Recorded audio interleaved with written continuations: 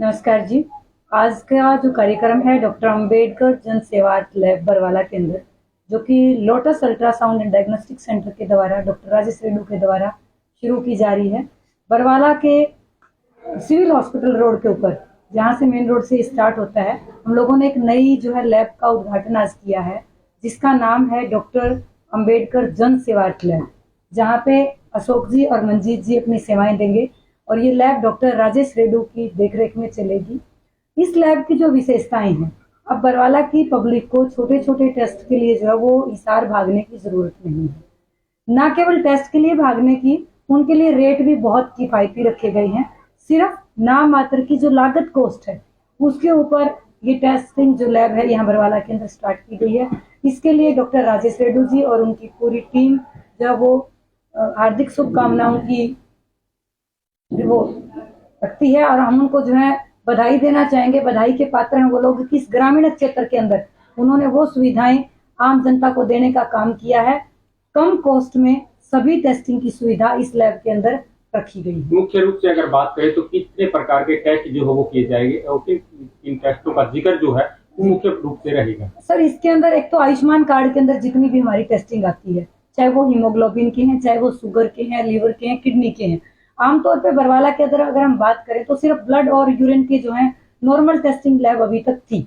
इस लेवल की, इतने बड़े लेवल की जो है लैब पहले बरवाला के अंदर नहीं थी। किडनी की जांच के लिए, लीवर की जांच के लिए और जो हमारी सीटी स्कैन वगैरह, एमआरआई वगैरह के, उनके लिए पेशेंट को जो वो हिसार भागना पड़ता था इमरजेंसी के अंदर। तो ये बहुत ही सराहनीय कदम लोटस डायग्नोस्टिक लैब ने उठाया है डॉक्टर राजेश जी की देखरेख में, उनकी जो पूरी टीम है, और सबसे बड़ी बात, बहुत किफायती दाम के ऊपर ये लैब इन्होंने यहाँ स्टैब्लिश की है। मैडम, डॉक्टर राजेश रेड्डू जी हालांकि पहले से यहाँ सेवा दे रहे हैं, लेकिन अब दूसरी लैब खोलना ये एक अलग से कैसे? ये लैब नहीं है इसके। देखिए, आदमी का बिजनेस होता है। डॉक्टर राजेश रेड्डू एक रेडियोलॉजिस्ट है, वो एक अल्ट्रासाउंड सेंटर चला रहे हैं। इसके अलावा अगर आप समाज के लिए कुछ अलग करना चाहते हैं तो उन्होंने एक जन सेवार्थी है, इसमें उनको कोई प्रॉफिट नहीं होने वाला। जो भी इस लैब से इनकम होगी, जो भी इस लैब के जो चार्जेस रहेंगे, वो इतने ही रहेंगे कि लगभग हमारे सरकारी हॉस्पिटल में चार्जेस रहते हैं उससे थोड़ा बहुत ऊपर नीचे रहेंगे। इसका रीजन क्या है? क्योंकि हर आदमी की पहुंच से बाहर है और आम टेस्ट जो है वो इजिली, लाइक हीमोग्लोबिन है, 20 रुपए का, 50 रुपए का, 100 रुपए तक का चला जाता है आप करवाने जब जाते हो। ठीक है, उसकी लागत कितनी है? 20 रुपए है, तो वो 20 रुपए में भी हो सकता है और वो 100 रुपए में भी हो सकता है। तो आम आदमी की पहुंच से बाहर हो चुकी है ये चीजें, तो उसको पहुंच में लाने की कोशिश करने की एक सराहनीय कदम उठाया इन लोगों ने।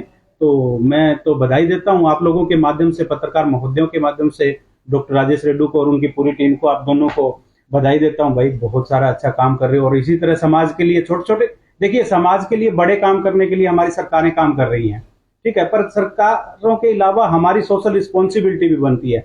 ये सोशल रिस्पॉन्सिबिलिटी को निभाते हुए इन लोगों ने ये काम शुरू किया है, और सोशल रिस्पॉन्सिबिलिटी छोटी छोटी चीजों से ही आती है। आप दिन के रूटीन में थोड़े थोड़े बदलाव करोगे तो बहुत सारी सोशल रिस्पॉन्सिबिलिटीज आप कंप्लीट कर सकते हो, जो कि हम इग्नोर करते हैं। रोड पे चलते चलते हुए भी पॉलिथीन फेंक दिया, वो फेंक दिया, छिड़का फेंक दिया, वो भी हमारी सोशल रिस्पॉन्सिबिलिटी है, जिसको कि हमें कवर करना चाहिए। मंजीत जी, आपको ये जो सेवाएं दी गई है, अब आगे कोई बात नहीं, ये थोड़ा शर्मा रहे हैं, मैं बोलती हूँ मंजीत की। मंजीत भाई, एक्चुअली क्या था, हर कोई आदमी जो है थोड़ा कैमरे से रूबरू नहीं होना चाहते। तो मैं कल बैठ के इनसे बातें कर रहा था, काफी देर तक वार्तालाप हुई, तो बोला कि भैया मन से ना एक चीज निकलती है, काम करने की लगन सी होती है। ठीक है, तो डॉक्टर राजेश रेड्डू ने हमें मौका दिया, और इस काम को हमें, अगर मैं बड़ी लैब में काम करते उससे ज्यादा मजा आएगा। कम से कम किसी के लिए हम पॉजिटिव वे में तो काम कर रहे हैं। बड़ी लैब में जाते हैं हम अपनी ड्यूटी करते हैं, पर यहाँ पे हम पॉजिटिविटी के साथ काम कर रहे हैं। तो मैं यार रियली अप्रिशिएट करना का, ऐसी सोच आप रखते हो तो ये लैब जरूर कामयाब होगी।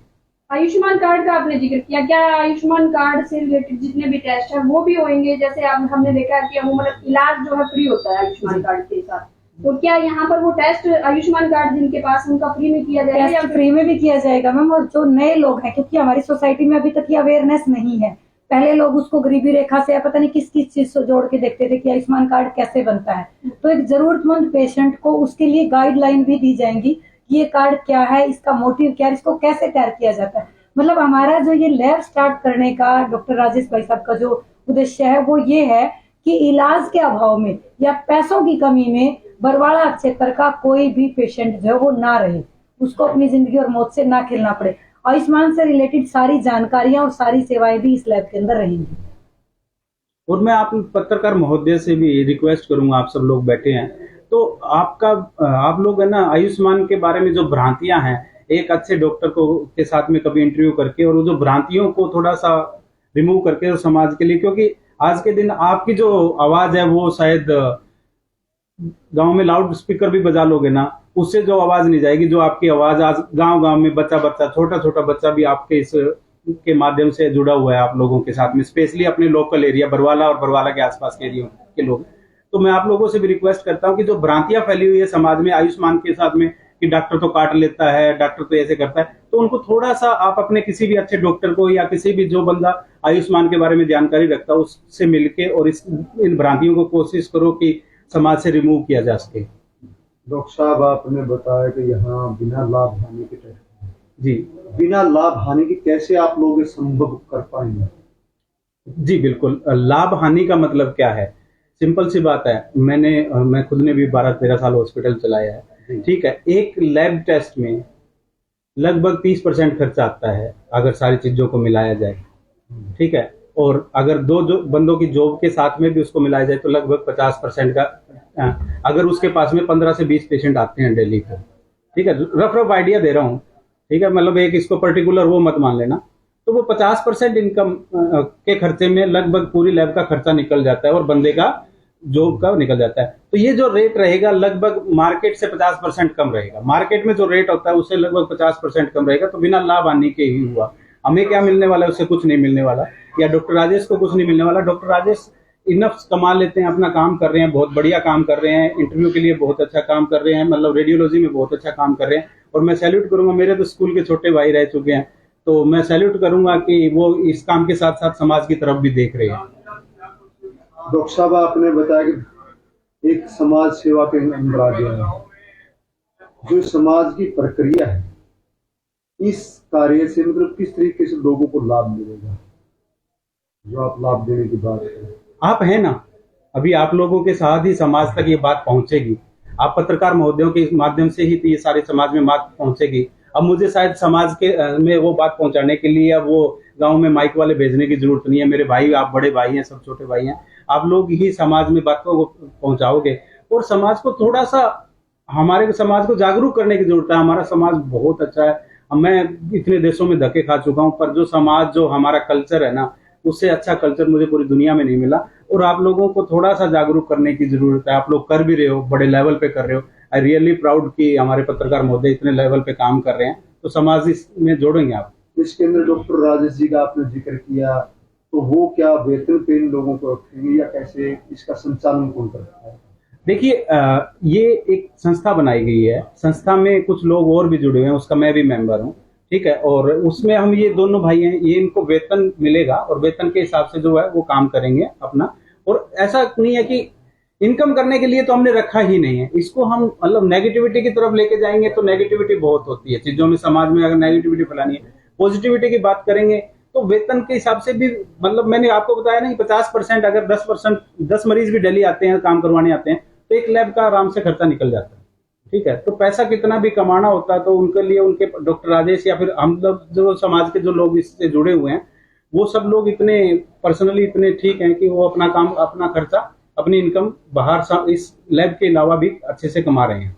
जो मेन उद्देश्य था सर इस लैब को खोलने का, इसका जो नाम ही रखा हुआ है डॉक्टर अंबेडकर जन सेवार्थ लैब, आमतौर पे हमारे समाज के अंदर, जो हम बार बार आप पत्रकार बंधुओं से एक रिक्वेस्ट कर रहे हैं कि हमारे समाज के अंदर डॉक्टरों के प्रति कहीं ना कहीं एक नेगेटिव छवि देखने को मिलती है कि हॉस्पिटल में जाते ही काट लिया जाता है, या वहाँ के चार्जेस इतने हैं, ठीक है, या वहाँ के चार्जेस ऐसे हैं। देखिए, ये बहुत बिटर ट्रूथ है और हर इंसान फेस भी करता है। लेकिन दूसरा पहलू, अगर सोसाइटी का बात अगर कहीं आती है तो भगवान के बाद का दर्जा डॉक्टर को ही दिया जाता है, और उसके अंदर राजेश जैसे डॉक्टर आते हैं जो अपने प्रोफेशन से अपने लिए कमा रहे हैं इनफ। अब उन्होंने ये सोचा कि हमारे क्षेत्र के लोग जो एचबी करवाने के लिए, यूरिन करवाने के लिए, किडनी के टेस्ट में, आज एक सामान्य आदमी को अगर हॉस्पिटल में बुला करके ये कह दिया जाए कि आपका किडनी का टेस्ट होने वाला है, तो क्या होगा? किडनी के नाम से ये इंसान डर जाएगा कि पता नहीं कितने हजारों रुपए का टेस्ट होगा, कितने बड़े डॉक्टर के पास जाना पड़ेगा।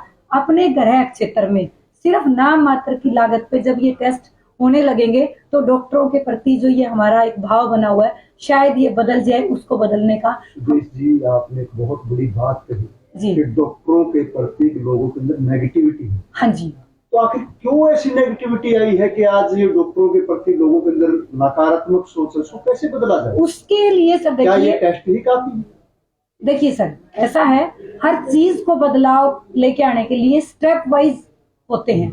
अभी हम लोग इतने कैपेबल नहीं है कि हम यहाँ मल्टी स्पेशलिटी हॉस्पिटल बना करके बरवाड़ा को दे दें, लेकिन अगर आप लोगों का सहयोग रहा, बरवाड़ा की जनता का सहयोग रहा, तो नवोदय के एलुमिनाई जो हैं वो ये वादा करते हैं आज आप सबके सामने कि हम एक मल्टी स्पेशलिटी हॉस्पिटल के लिए भी प्रयास करेंगे आने वाले सालों में कि शिक्षा और चिकित्सा के अभाव में कम से कम नवोदय ने हमें इतना दिया है कि उसके लिए तो हम किसी इंसान को इस धरती से ना जाने दें। जो भी भ्रांतियां फैली हैं समाज के अंदर उसको दूर कौन करेगा? पढ़ा लिखा समाज दूर करेगा। जब हम बीमार होते हैं चाहे हम डॉक्टर को कोसते हैं लेकिन जाते तो फिर भी उसी के पास हैं, लेकिन अगर वही टेस्टिंग हमारी किफायती दाम में हमारे गृह क्षेत्र में होगी तो क्या हमारा डॉक्टर्स के प्रति रवैया चेंज नहीं होगा? तो क्या इसको नवोदय ही संचालन कर पाएंगे? नहीं, ये खुला मंच है, ये सभी के लिए आमंत्रित है। कोई भी इसका मेंबर बनना चाहे, कोई भी सेवा देना चाहे, कोई भी लेना चाहे, जन सेवार्थी इसके दरवाजे सभी के लिए खुले हैं। बहुत धन्यवाद। सारे डाउट ही क्लियर कर दिए आपने।